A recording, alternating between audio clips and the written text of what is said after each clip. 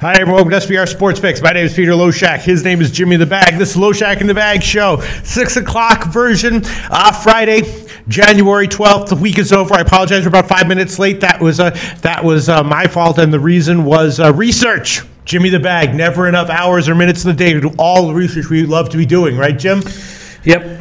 You know what I'm saying? I mean, when you're looking at who do I like, Dartmouth or Youngstown State? You know, it's not the you got to dig deep, right? Oh, there's just not enough time in the day, man. It's a fucking grind. I couldn't get to every game. I was hoping that it was a small enough card that I could get to every game, but I got to a few. Yes. Actually, I got to almost all of them. Great. Got some plays. We got some NFL plays.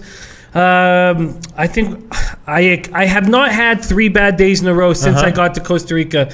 I've had 2 bad days in a row, and it stops here. Okay. I mean, yeah, look, when you're trying to figure out who has the edge in southeastern Missouri State against, Indiana, against northeastern Omaha, it's not, you can't just pull that shit right out of your ass. All right, so let's get to it. I think I have some plays in college basketball. I'm going to probably give a bunch of them. I'm probably going to double up on them the first half and the full game, and hopefully that will not bite me in the ass. And also, you know what I might do? There's an Ivy League game going on right now. I might give a second half play in the middle of the show, which will go on my official record. How about that, Jim? That's exciting. That'd be pretty cool, right? That's exciting. Yale against Brown. I will, if there's a play that I'm liking, I will give a second half pick live, and that will go on my official record. I like it. So Yale's up 30-20 right now with 6 minutes left. That's right. So in about 10 or 12 minutes, that line should be up, and we will see how this turns out. All right. So we will start with college basketball. Jimmy the Bag. I guess let's just go one for one. I'll start here. I figure I'm assuming I'm going to have a few more plays on this one because I have a bunch of picks that I'm liking here. And are you going to have a ton of plays, Larry? We're getting a lot of shit about the sound. How's it going your way?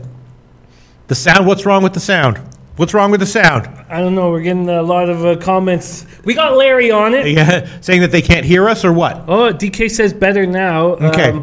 Did everyone hear what I said, though, about how I'm going to give a second? Oh, Arian Cost says, yeah, it sounds mono. All right, well, listen, we can't have freaking surround sound. We don't even have a charger here for the freaking tablet. All right, so but could everyone hear what they can? It's just a little fuzzy. Okay, but now they can. But they can hear what I said about how I was going to give a second half play on the Brown game, right? Yeah. All right, I guess let's start off first with the Marquette Butler game that goes at 6:30. Obviously, 2 teams that are pretty quality teams here. I don't want to bet against Butler, but Marquette's now getting 5 or 5.5. Marquette maybe a play. What do you think, Jim? Is someone out for Marquette that I don't know about? I will double check right now. So if you just keep talking for a second. Yeah, I'm thinking that Marquette might be a play here, getting 5 or 5.5. Could easily see this one being one of those games that goes down to the wire.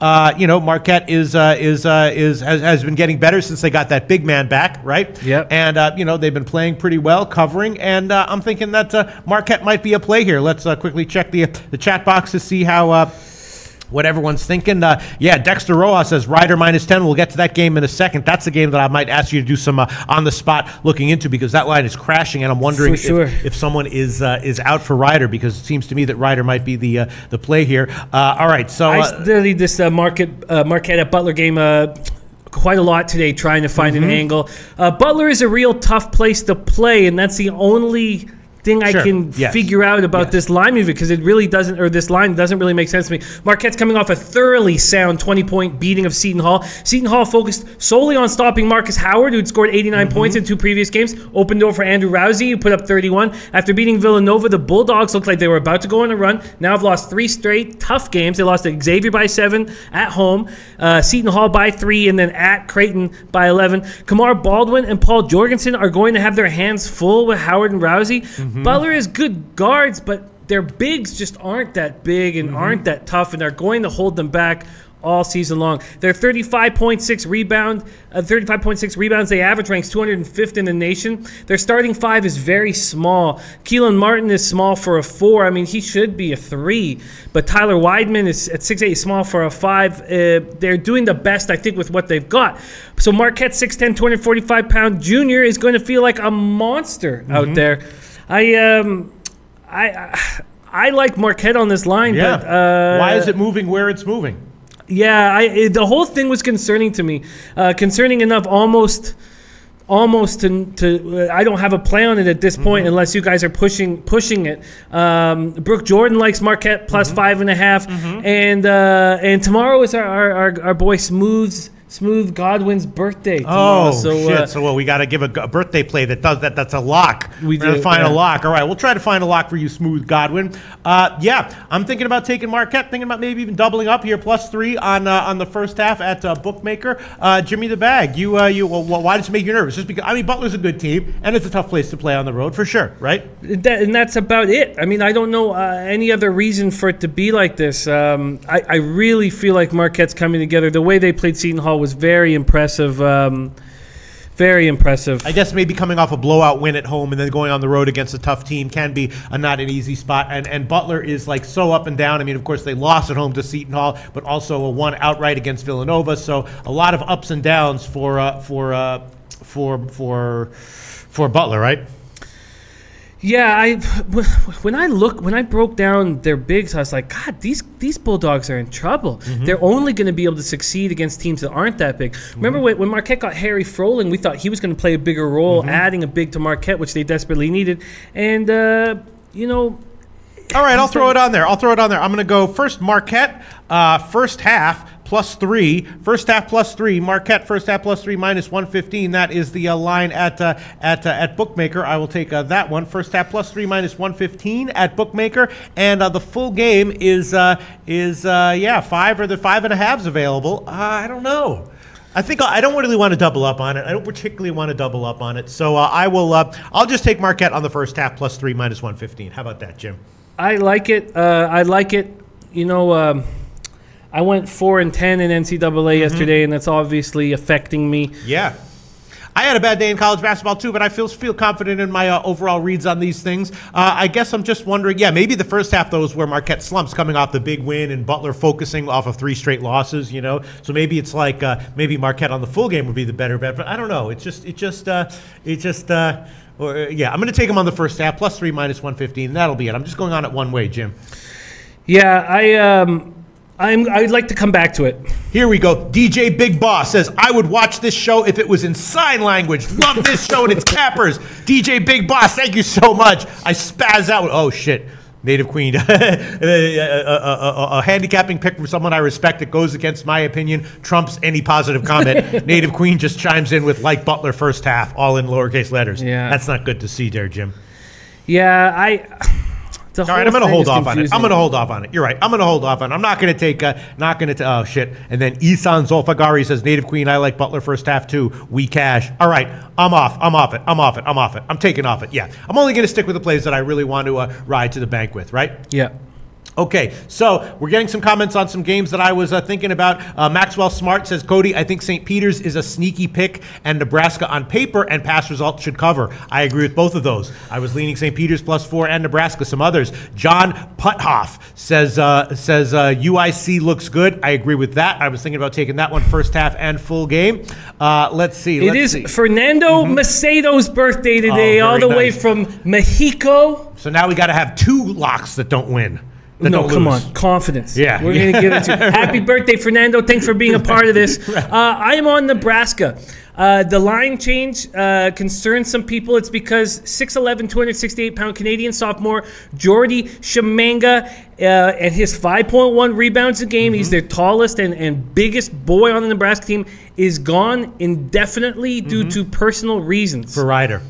No, for Nebraska. Oh, for Nebraska. For Nebraska. This came out today that he's gone for personal reasons. So Penn State's bigs, Lamar Stevens and Mike Watkins, will have it easier with just Nebraska's 6'9", 221-pound senior Isaac Copeland, who averages 6.4 boards per game, and 6'8", 226-pound sophomore Isaiah Roby's 4.9 rebounds to deal with.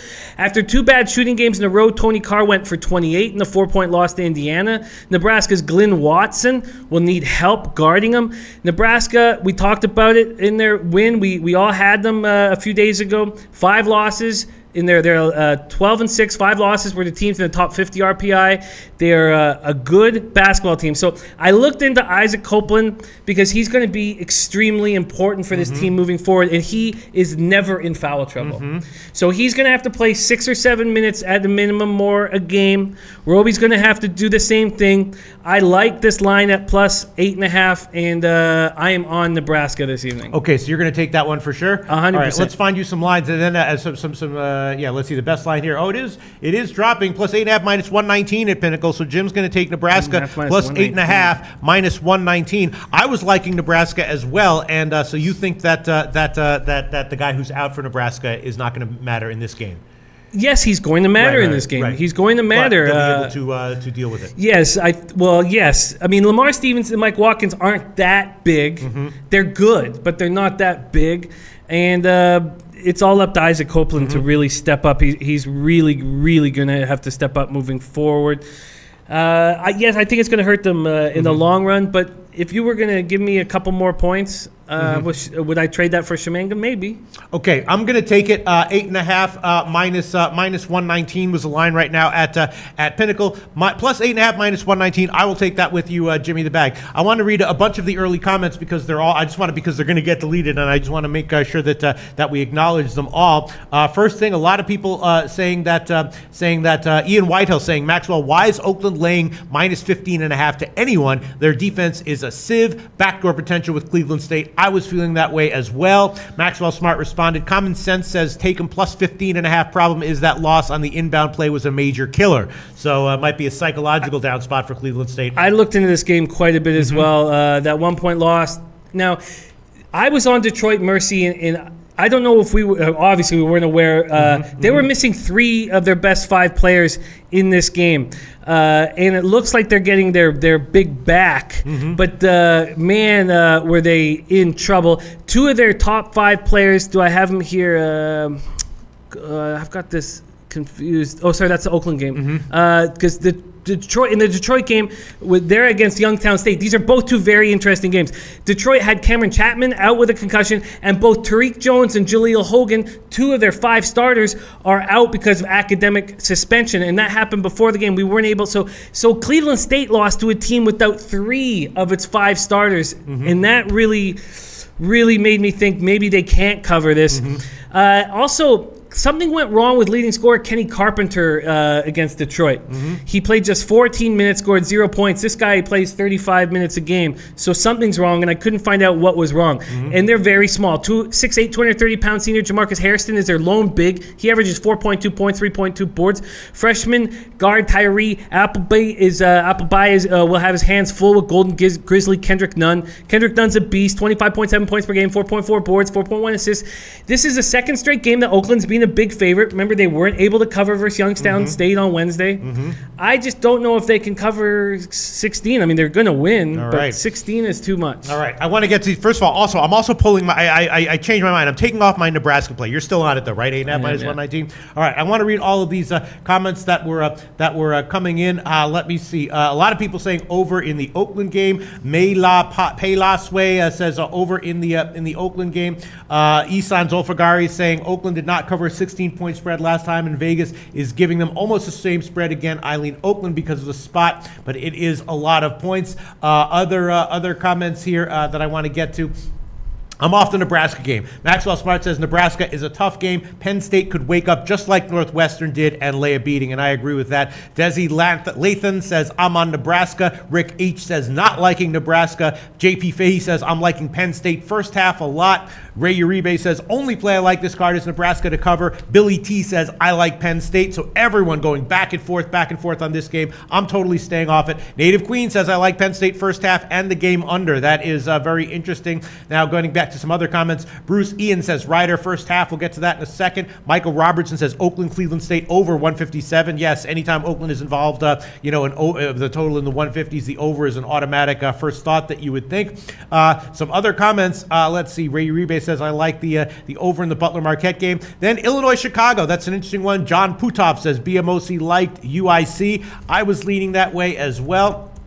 John Putov says UIC looks good. Dexter Rojas says UIC and Ryder. Again, I was leaning both those ways and not sure why the Ryder line is crashing. Let me see. And other comments here.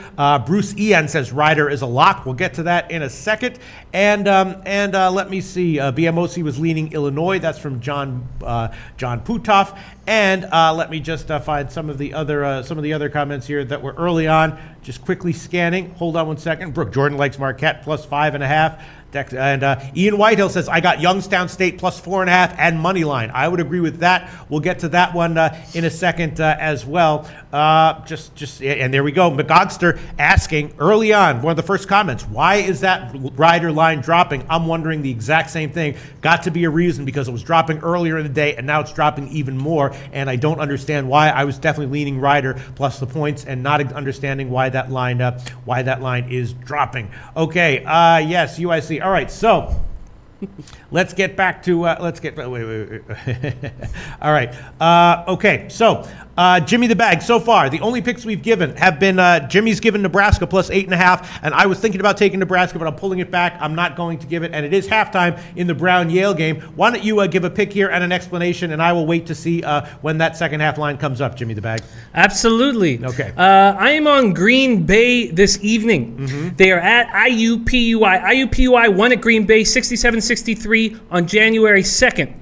In that game, Green Bay went 1 for 17 from 3 and still almost won that game. They want revenge. Sandy Cohen has been back for 8 games now after missing the start of the year. He's got a nice flow developing with Khalil Small. They're both averaging 17 a game.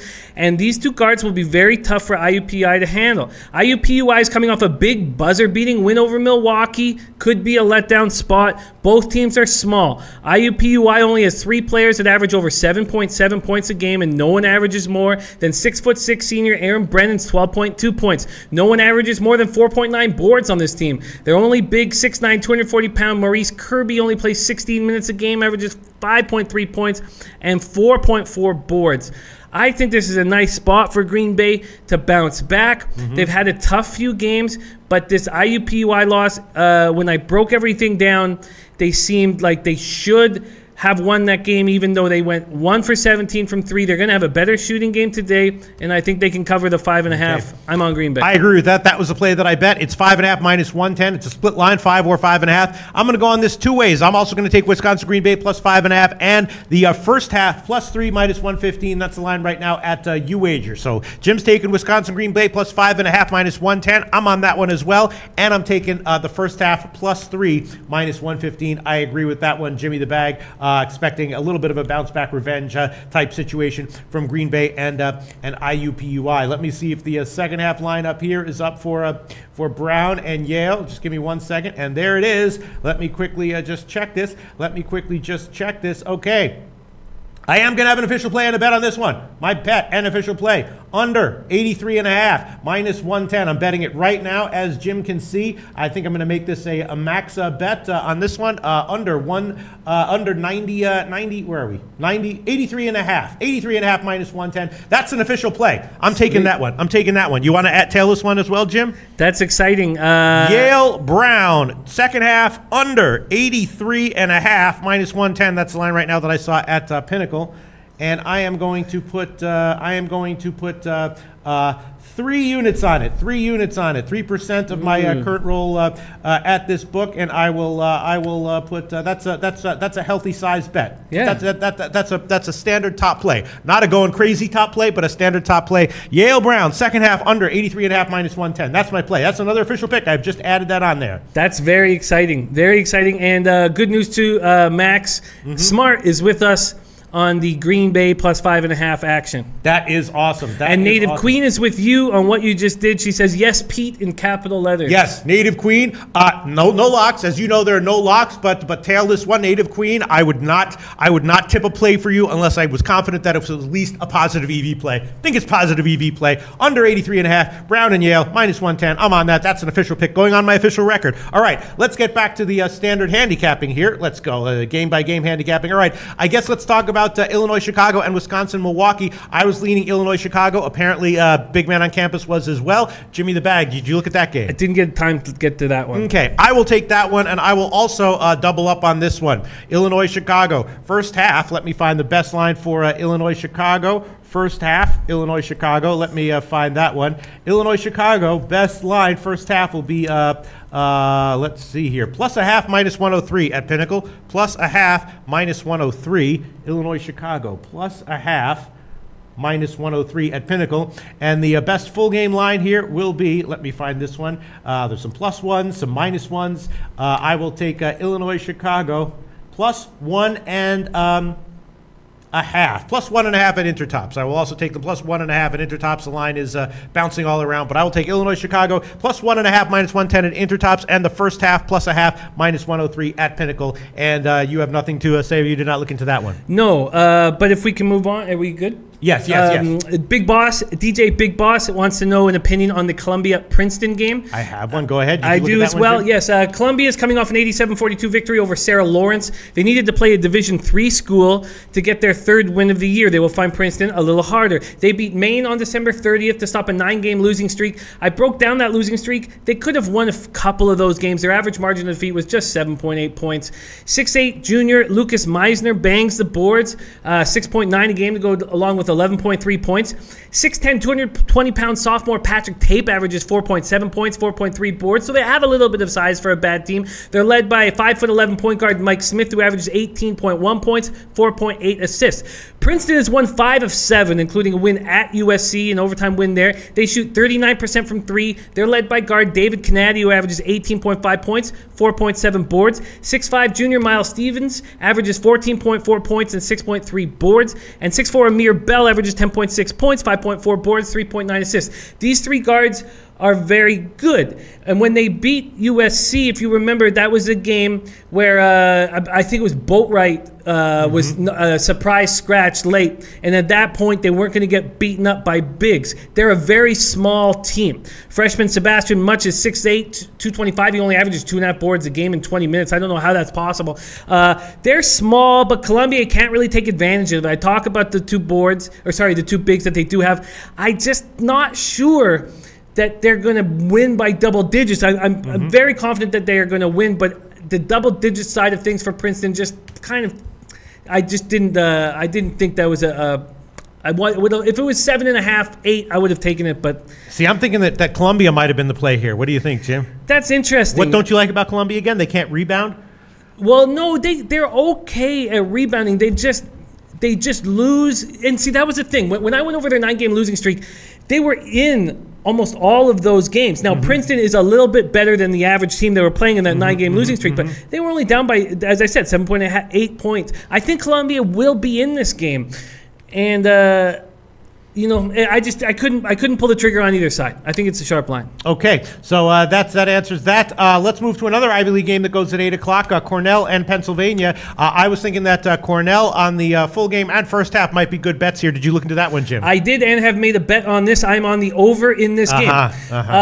This was a play. So you don't like Cornell? Well, we can break it down. Cornell's just so bad defensively, but this was a play where a capper that I run with online, Tookie the bookie, felt bad for my terrible night and said, here is well, he didn't use the word, we don't use that word, but here is my favorite play of the day to Jimmy, and it's the over Cornell at Pennsylvania. He got it at 151.5. The line was moving up all day. I don't just blindly follow people, so I also like, I have to study it. So by the time I was like, yes, he's right, I could only get plus 153.5 at my local. But I think this is a great play, the over here. I think Tookie the bookie is on it. Cornell's very bad defensively. They allow 80.7 points per game, good for 330th in the nation. Cornell is led by 6'2" junior guard Matt Morgan, who takes a ton of shots. He's really good. He averages 24.9 points, 4.5 boards, 3.3 assists, and he hits 40% from 3. The Quakers guard Ryan Betley will most likely get the job of slowing him down. The 6'5" sophomore averages 15.2 points, 5.1 boards. He's got length. He might be able to slow him down a bit. He shares the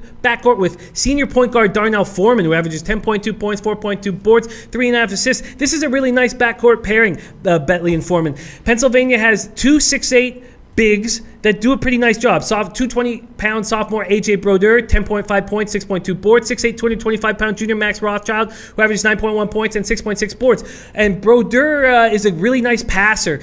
He gets assists. He helps the offense move. They're two guys that enjoy playing with each other. Cornell only has 1 6'8" to battle them with. 234-pounder junior Stone Gettings averages 15.8 points and 5.8 boards. For Cornell, he's also a really good passer. So both these teams have 6'8" bigs down low who have soft hands, can't score, can't pass. And then Cornell also has this 6'6" Stephen Julian, who only 200 pounds, and he's almost averaging 7 boards a game for Cornell. I like this. I think there's going to be a lot of action. I think there's going to be a lot of pace. I like where the line is at, and I'm on the over. I agree with you. I was going to give the first half over, which was 72 earlier. Now it's up to 72.5. So I'm going to give the first half over 72.5 minus 110, and you're going to give the full game over, which is now, let me see, Cornell Penn. Well, there's 153 minus 110 at Bookmaker, at a few other places actually. Okay, so Jim's going to take Penn over 153 minus 110, and actually I'll take the full game over as well. Over 153 minus 110, and I also like Cornell on this one. What do you think about Cornell getting all those points? I like the way Pennsylvania's been playing quite a bit, and so I didn't feel like I could pull the trigger, but I can understand why someone would pull the trigger. And I apologize for talking too fast, but we got MMA coming later from the legend, and then we got NFL, so I apologize. But I think this is such a good play. Gogster is all over that over, and I said that Ray Uribe's all over it. I'm going to double up as well. I'm going to take the first half as well. Okay, and the first half over 72.5 minus 110, and I will take Cornell two ways. Plus first half plus 5.5 minus 108, and the full game plus 9.5 minus 106. That is at Pinnacle. All right. When does that game start? That starts at 8 o'clock. So Jim's taking the Cornell Penn first half over 72.5 and the full game over 153, and I am both those as well. I'm also on Cornell first half plus 5.5 minus 108, and full game plus 9.5 minus 106. Let me get to some other comments here. Wow, Ray Uribe got 151.5 earlier. Nice. Very nice work. Very nice. Let's see. Joe Flo says can't go wrong with Tookie the Bookie. Tookie the Bookie. Native Queen liking Penn. Oh shit! Fuck! I don't like to be against Native Queen. I guess because Penn is like really good. They've really impressed me, and their work as a unit, their passing is very smooth. As I said, that big who passes down low works so well with those two guards. Foreman is a great distributor. They're a nice team moving forward. All right. Well, let me look at this a little bit more. Maybe I will think about it and not taking it. Let's see. I have a play right here. Hammer. Shit. And Native Queen says Penn first half good play too. Wow. Native Queen really likes Penn here. Let's see. Donald Trump says who in their right mind gives a dislike? Help me understand this, please. I can help you understand Donald Trump. Jealous professional scam decappers who are jealous of the popularity of the show. There's your answer. I have helped you understand 100%. Other people who sell picks and are pissed off that people like this show buy dislikes for the show. Did we get the buy dislikes, or is it just like a 1 or 2? No, three dislikes. Oh, well, that's probably because you ran out of money and couldn't buy them. So yeah, I don't know. There's all sorts of reasons to dislike a show. Who the hell knows? But all right. So Keith Saltalamacchia says this show is the best. Thank you so much. Eric Swiatek says sharps on Columbia. Yeah, maybe I will go on Columbia as well. Henry Brown says I love this fucking show. Thank you very much. Damn, Native Queen likes Penn. I don't like to see that. McGogster says I also like Penn. Shit. Am I on the wrong side here? And Native Queen likes Penn more in the first half. Shit. All right. Okay. I don't know. What should I do? Should I pull my picks, Jim? Why don't you take some time? Yeah, why don't I take some time and think about it? All right, let me go to some of the other plays that I was liking here in this on this card. Yeah, the Ryder game. I don't know why that line has crashed. So it's actually not now at 10. It's now at 12. I was liking that one. St. Peter's. I'm definitely liking St. Peter's plus the points. Sneaky. Maxwell Smart said that's a sneaky decent play, and I will take that one just as maybe I'll go on the first half as well. But I will take St. Peter's. St. Peter's is a very good team. I think should be a low scoring game, and I will take St. Peter's plus 4 minus 110. Did you have a chance to look at that one, Jim? No, I didn't get a chance to look at St. Peter's, but the Native Queen and Capital says I love this show. Oh, thank you so much, Native Queen. We love you, Native Queen. And would you mind telling me why you also love Penn so much? Because that's making me a little bit nervous, a little bit depressed. Do you think I'm on the wrong side of this game, Native Queen? She loves Penn and more on the first half. And I was thinking I was going to give Columbia and Cornell first half and full game, and hoping that like 3 of them cashed, and at worst 2 of them cashed. Maybe I'm on the wrong side of both of those.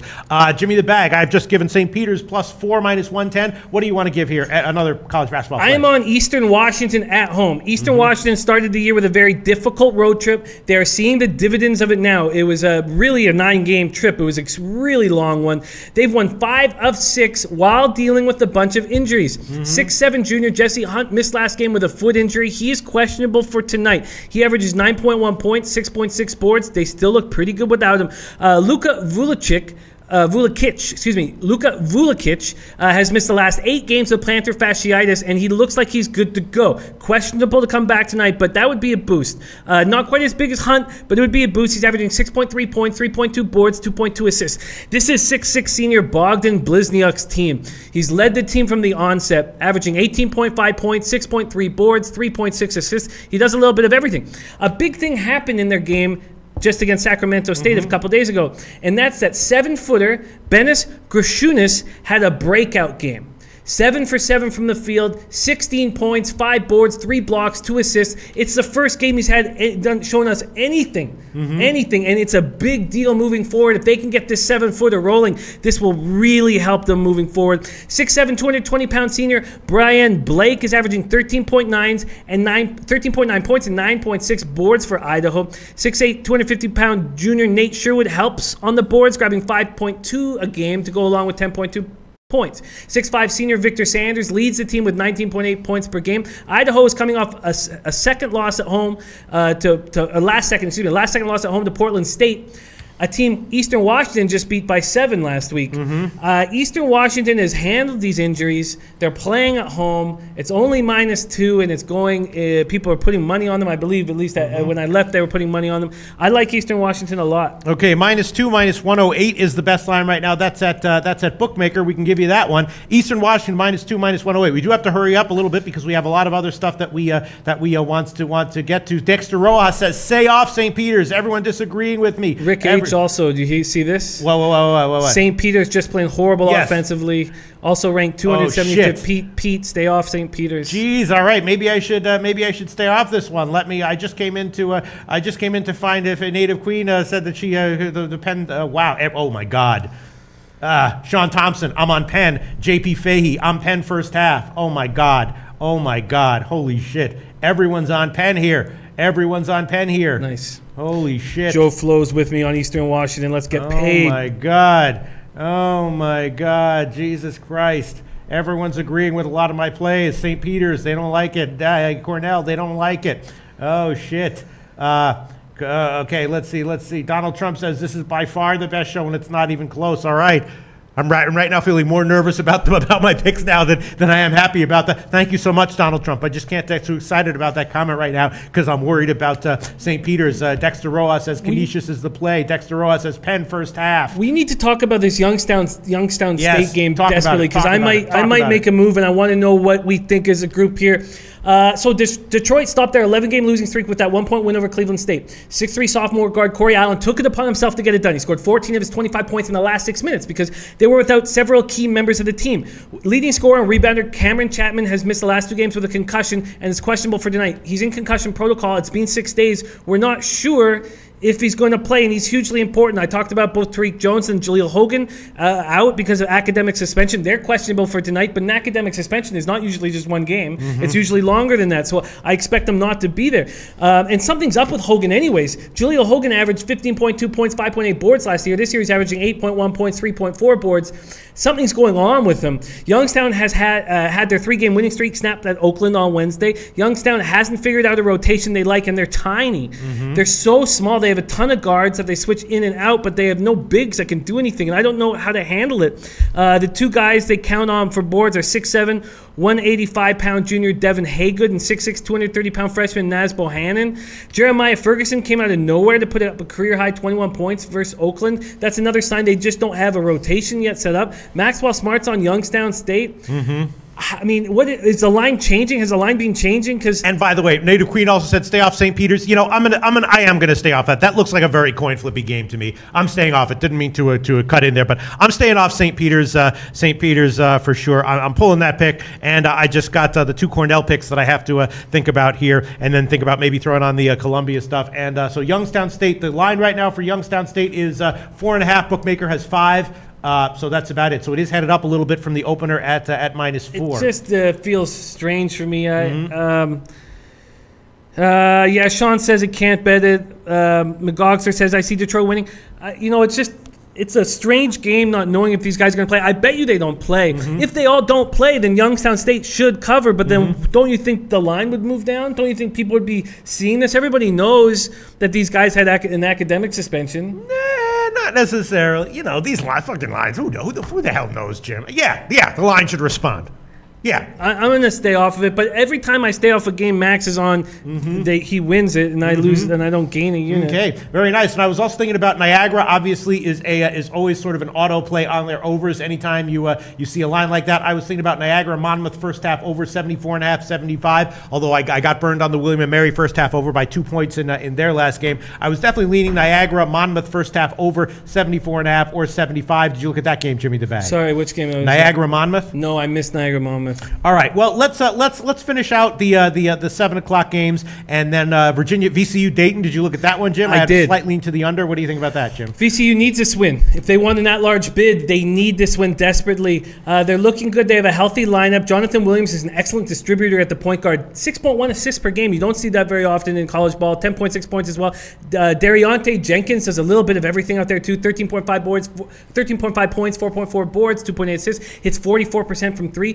And then this Justin Tillman, 6'8", 220 pounder, 17.7 points, 9.5 boards, and he's starting to get a little help on the boards from 6'8", 240-pound freshman Sean Mobley. He's getting better and better every game. This freshman is really starting to help. VCU is a small team, but Dayton can't take advantage of it. Dayton's best rebounder is 6'7", 233-pound junior Josh Cunningham, who averages 15.8 points and 9.3 boards. Him and Tillman will sort of balance each other out. The question is which big gets in foul trouble first. If you're going to be watching this game to make in-play bets, whichever big gets in foul trouble first, the other team will definitely take advantage of it. 6'5" senior Darrell Davis has really stepped up his game. He's averaging 17 points a game, up from 5.5 last year. This is a very evenly matched game. Very evenly matched game, and I couldn't pull a trigger on it. What is the line that is that right now with over/under? For the total on that one, yeah. It is 147. Yep, some 146.5s, 147s. Why, you like the under as well?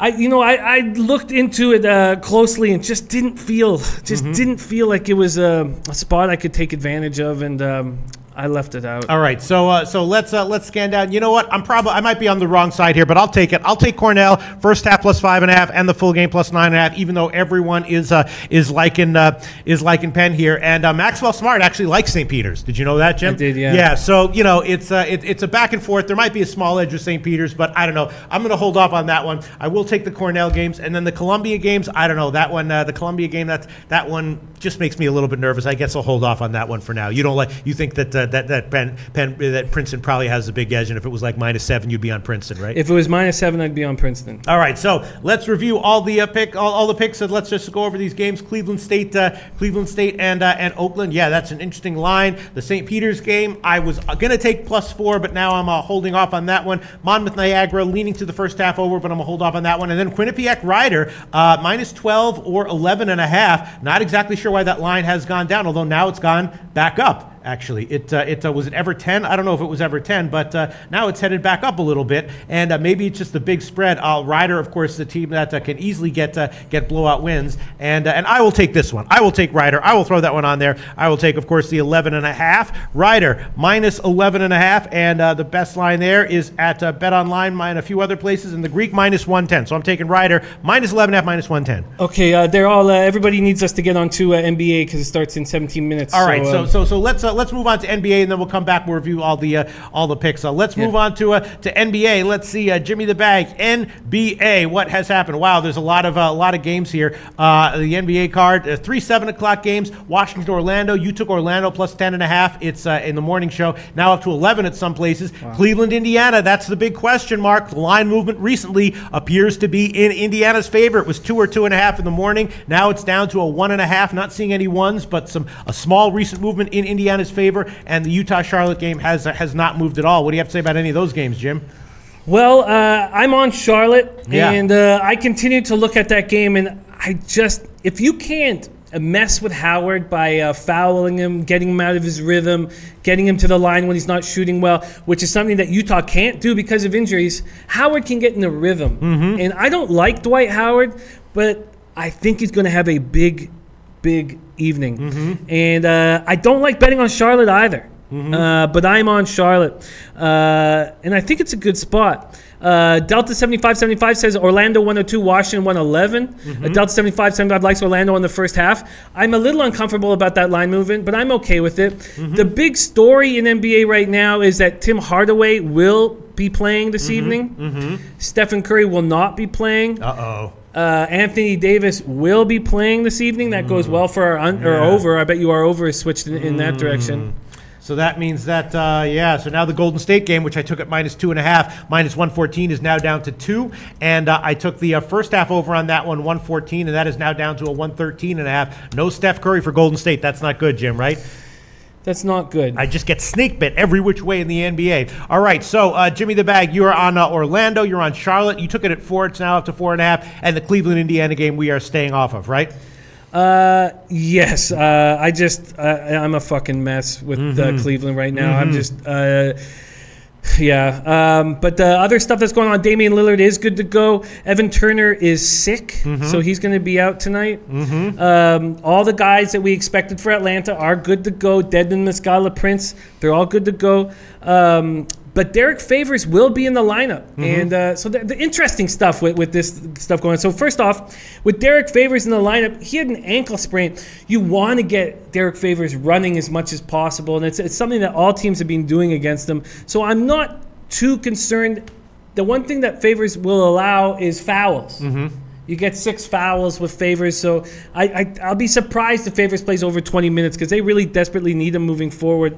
With Hardaway, I remember we talked. I've got the under in this game, and I think that Hardaway will only help the under, not moving forward, but tonight because he's just not going to have any rhythm. He's not, he's going to be winded out there. So I'm not concerned that I have the under. Although, was there line movement in the Knicks Timberwolves? Because I doubled up on that under. Yes, you did. The total on that one is let me find it, is right about where it was right when we took it. Okay. Vitalis comes in and says Sharps are on Cavs and Pacers under. Okay. Triple Beam still thinks Pacers is too obvious. I'm on the Cavs against the line move. Yes, the line is moving down. That might be the public taking an underdog there. Also, the Brooklyn game, which was 3.5 in the morning, is now down to 3 or even 2.5. So some money coming in on Brooklyn. That might be worth a shot. Bruce here. Bruce is on the Hawks. It's. We talked a bit about it. I don't mean to rehash stuff from the early show, but I've had a good read. Well, except for when the Nets got blown out by 34 points. That was a terrible read. But so far this year, I've done well with both the Hawks and the Nets. And then I've lost all 3 times that they played against each other. So I'm leaving that game alone. But I can understand moves on both sides. Okay. All right. Let's look into. Wow. McGogster says he likes the Cavs first quarter, which that's an interesting one. Let's see other comments here. Okay. Let's move on. Once again in the NBA, Jim took Memphis at +7. It's now down to 6.5. Jim and I both took Phoenix at +7. That is right where it is right there. Jim took the over in Portland and New Orleans at 218.5, and that line has jumped up to 219.5 or 220. Golden State, with Curry out now, I took Golden State first half and the first half over. Hopefully I won't get burned on that one. And that's it. Shall we move on to NHL, Jim? Sure. Oh, and I've got the Blazers Pelicans over. That's right. That's what. Yep. And did that change at all? Yeah, that's up to 219 and Sorry, I missed that. Yep. Okay, great. All right, so let's move on to NHL. Vancouver and Columbus is going at 7 o'clock, and I did take a shot with Vancouver on the first period at plus 140. Vancouver is very rested, and Columbus, of course, on a back-to-back. They lost at Buffalo yesterday, and Columbus is just a team that I'm willing to fade as a big favorite like this. So I took a shot with Vancouver on the money line. On the first period line at plus 140. The Washington-Carolina game, Jim and I are both on Washington, and interestingly, that line has moved pretty significantly in Carolina's favor. When we took it, the money line was plus 108. It's now all the way up to plus 117 at Bet Online and sportsbetting.ag. So that is interesting there. Money coming in on Carolina. That actually happened while our show was on because we freeze the lines for our early show. And while we were making the bet, I could see that if I had have done it 20, 30 minutes in the show, that I could have got plus 117. I mean, I guess we could just not freeze the lines. I guess in the morning show, but then it would be no, it's fine. I'm fine with how we do it. But that happened really early. That wasn't something that happened throughout the day. Yeah. Okay. Oh, Jin Rummy likes that first period Canucks. Yeah. Calgary, the Winnipeg-Chicago game, we passed on. Edmonton, Arizona, money coming in on Edmonton now. Actually, it was about plus 115 earlier. Now it's up to about plus 125 for Arizona. So money coming in on Edmonton over Arizona. And, the Calgary-Florida game is interesting as well. What do you have to say about NHL, if anything, Jim? I'm liking the Florida-Calgary over that we have. Gogster likes that as well. That line exploded. It's now up to 5.5 minus 125 or 6 already. Wow. Heritage. Oh my gosh. Yep. That was one I was thinking about tailing as well. I got that at plus 100. Yeah. Did you? Yeah, that's right. So now it's up to minus 125 on the over. I might tail this one. Let me just quickly find, and I might tail it on the first period over as well. Yeah. Let me see. Calgary and Florida. That's an interesting one. All right, I will do it. Those were leans that I wanted, and I will tail both of those. The Calgary game, I'll take the first period over at minus 117, and then let me just look at the full game over, which is now up to 5.5 minus 125 at Bookmaker. And Small Thrill places. Is on that as well. And I will take the full game over as well. Getting a shitty line here, but hopefully it won't matter. Minus 125. I'm going to take that one with you as well. So I've added those two NHL picks. I was leaning that way in the morning show. Big mistake not giving them at that line, so I'm going to have to take shittier lines, but that's okay. First period over minus 117, and the full game over minus 125. Calgary and Florida, and I also gave the first period over in Washington, Carolina. And that total has gone up a little bit, but you don't really like that one, do you, Jim? The over in Washington, Carolina. I just think that in a revenge situation, it doesn't lean to more offense with this Capitals team because they don't have a lot of depth throughout the lineup. But it's something which I thought they would have. Burakovsky has 3 goals this year and was sick last night. I don't know if he's going to play today. I'll take a quick look. And then we thought Oshie moving on to the third line that they had some chemistry with Eller, and then that was just one period of chemistry. It's all right, I'll take it, though. I'll take it. I already took the first period over, and I will double up as well. Over 5.5 plus 100 right now at Bookmaker. So I have added up 3 plays to my NHL card. The Carolina-Washington game, full game over 5.5 plus 100. The Calgary game, first period over minus 117, and the full game over 5.5 minus 125. And that's it. Anything you want to add, Jim, for NBA or NHL? Just for you guys moving forward, Lightning won't have Victor Hedman for 3 to 6 weeks, or Semyon Varlam. Varlamov's a different spot. But it's going to be interesting to watch them without Hedman. A very interesting test. And then Jimmy Howard will be good to go tomorrow night. And Matt Murray is unavailable for personal reasons. We don't know about that, but that's about it. And I think we're going to make some cash. Look at this. Norm L says Carolina will win, guys. That's an interesting comment there. Certainly the market has bet that way. It just feels like Carolina does have value as a dog at times, but Washington's a quality team. Back-to-back, revenge, they go in. But a lot of people liking Carolina. Market liking Carolina. Norm L saying Carolina will win, guys. Here you go. Carolina is looking like a good team. Here's an interesting point by Eason. He says, Jimmy and Pete wanted to let you know the under has hit 5 out of 6 times in Arizona, Edmonton. I know. We were talking about that in the morning show. It looked like an obvious play, and so we were asking the old question, the ultimate, most fundamental question of all of handicapping: is this obvious value or is it a trap? And we decided to stay off of it. Yeah, I get it. Also, there's a question about the fall or the play of the day here. My favorite play of the day. Yeah, yesterday, as shitty as my college basketball plays were, the under in that game was my play of the day, and that one, that one did cash. I guess your play of the day would probably be the Penn over. You love that one, Jim, right? Yeah, and I doubled up on it. I think that I don't have as much confidence with totals as I do with sides. But yes, I like that over the best. I agree. Yeah. In the Cornell Penn game, the over. Yeah, I would have to agree with that one. I'll take that one as my official play, as my best bet. I'll throw the first half over 72.5 minus 110 as my favorite play in that one. I'll agree with everyone who's liking that play, including Tookie the Bookie. And that's about it for NHL, right, Jim? That's about it. Yeah. So we should get into MMA. All right. So let me just quickly review all the picks that we've given in this show, and then we'll get on to MMA and NFL. Jim in college basketball gave Nebraska plus 8.5 minus 119, Wisconsin Green Bay plus 5.5. The Penn game first half over 72.5, and the full game over 153, and Eastern Washington minus 2. I took the Yale Browns second half under 83.5 minus 110 in this show. Ryder minus 11.5. The Cornell Penn game first half over 72.5, and the full game over 153. Illinois Chicago first half plus a half, and the full game plus 1.5. Wisconsin Green Bay first half plus 3, and the full game plus 5.5. And the Cornell game, a lot of people saying I'm on the wrong side here. I took Cornell first half plus 5.5 and the full game plus 9.5. And then in hockey, I added the Carolina game over 5.5 plus 100, and the Calgary game first period over minus 117, and the full game over 5.5 minus 125. And that's it for me. All right, let's quickly get to MMA right now.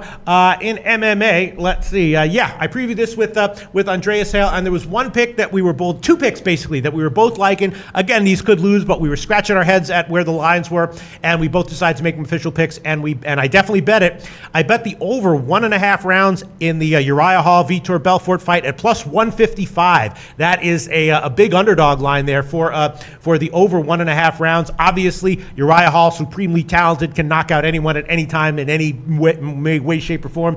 Vitor Belfort, obviously used to be a little bit of an undisciplined fighter, getting a little bit more disciplined in his old age, and so there could easily be an early finish here, but my sense is that at that line, plus 155, the over 1.5 rounds was just a good bet, too good to pass up. Uriah Hall, very inconsistent, so sometimes he might just disappear, especially when he's going up against a legend like Belfort. Belfort probably going to be a little bit more cautious here, I'm assuming, going up against a vicious striker like Uriah Hall, dangerous fighter. So I took the over 1.5 rounds at plus 155, and Andreas Hale definitely agreed with that one. And I also took Paige Van Zandt to beat Jessica Rose Clark. I took it at minus 110. I don't know where it is right now, but earlier in the week it was plus 100. PVZ was actually an underdog. Jessica Rose Clark had a nice result last fight. She fought some tough competition before entering the UFC, but she took that one on short notice. It was just one fight. There might be some weight cut issues here that affect her more than PVZ. And PVZ I think is a little bit of a down spot. People have maybe fallen asleep on her a little bit, and I think it's more likely than not that she comes back with a nice win. Andreas Hale also agreed with that one. So those were the two picks that we liked on the main card of UFC 124. Hall and Belfort going over 1.5 rounds of plus 155, and PVZ to win. We got it at minus 110. And I also decided for an official pick to throw on Emil Meek at plus 475 against Kamaru Usman. Usman, of course, is awesome, but Andreas Hale and I both agreed that there were too many knowns and some known positives for Meek to be justifying that big of a favorite line. So I actually made Meek at plus 475, one of my official picks as well. And I also think that Paige Van Zandt going the distance to win by decision at plus 196 might be a good bet as well. Maybe even a little bit better than her just to win at minus 110. That's my take on MMA. Let's see if there are any quick comments on MMA, and then we'll move on to NFL. Let's see. Any other comments on MMA? MMA, yes. Omar Magana says PVZ is the play. The fight is tailored for her to win. I agree with that one. I took it. Let's see. Donald Trump said, no, stay off that, Pete. No, stay off what? I'm assuming he's talking about the over in that game. Again, it's not necessarily that I think it's going to go over at plus 155. I think those are the odds. Belfort is out of his juice. Yes, but I got to agree. Belfort needs TRT to be relevant. Yes, but I don't think he needs TRT to fight cautiously and go over 1.5 rounds against a dangerous fighter. So I took the over on that one. And those are the two plays that I would that I would take. PVZ to win, -110, and the Belfort fight over 1.5 rounds of +155. Right now, let's move on to NFL. Jimmy the Bag, what did you find in the NFL divisional round that you want to maybe talk to us about and maybe give us an official pick? I have some official picks. Like everybody, I am not afraid to bet with the public. And like everybody, I'm on the Falcons. Like everybody.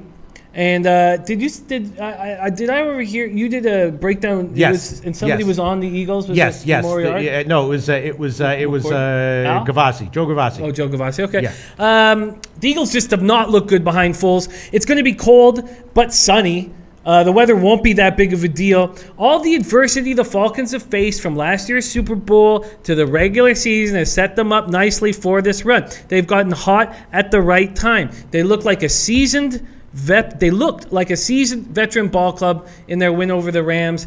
I just think this is a nice spot for the Falcons. I'm very confident on it, and I haven't sent it in to my local yet. I will do that shortly, and I will tweet that out so everybody knows that I'm on it.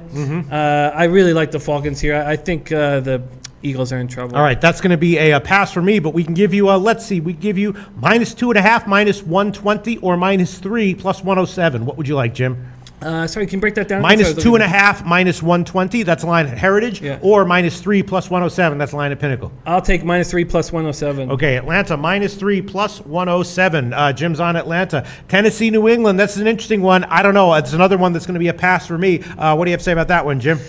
The Titans getting a lot of confidence in their win over the Chiefs, a win that I don't think would have happened if Travis Kelce hadn't been knocked out of the game. Titans have a strong run defense, 4th in the league. They completely shut down Kareem Hunt. The Pats have a lot of different looks they can give you from the running back perspective. We watched Deion Lewis have a great year. White and Burkhead are good to go. The issue with this game is that Titans' pass defense is 25th in the league. Brady should be able to pick them apart between Gronkowski and Cooks and Amendola. Statistically, Mariota is the worst quarterback in the playoffs, but he showed a lot of heart in that last game. There is some weather stuff going on, but in saying all that, I think the Patriots are going to roll, and I think the Patriots are going to cover 13.5. I also don't think the line is going to go over. Now, Bruce just said over, Pat, so I'm also taking the under in this game. I'm taking the Patriots -13.5. Okay, so the Pats, well, we're going to give you 13. Let's find the best line for you. Actually, the Greek has -13, -105, so we can give you that one. The Pats -13, -105, and you want the under as well. Yes, I do. All right, let's see. The under, 48 or 48.5. Bet Online has under 48.5, -112. Everywhere else has 48. Beautiful. Okay, sounds good. Pittsburgh, Jacksonville, this is a game. I don't know. I'm leaning Pittsburgh, but I'm not sure if I'm going to bet it. What do you think, Jim? I am quite confident that Pittsburgh is going to cover this. I'm on the -7. I'm uncomfortable with the spread.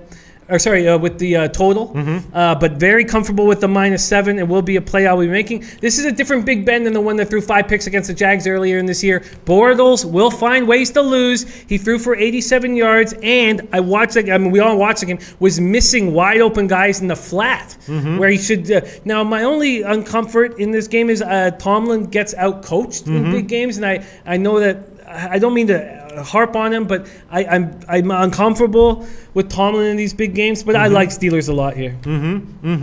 Okay, some other comments on just some MMA stuff. Donald Trump said he was talking about PVZ, saying that that's a bad bet. I understand why. I don't know about that one. Someone else said that let me see, where was he saying? He was that the UFC loves PVZ, giving her an easy win here. Yeah, I understand. Look, I just thought the PVZ, for some reason Donald Trump doesn't like that one, but he says Meek is the play of the week as a big underdog. Yeah, I think he's just too big of an underdog there. All right, so are you going to take the Steelers -7?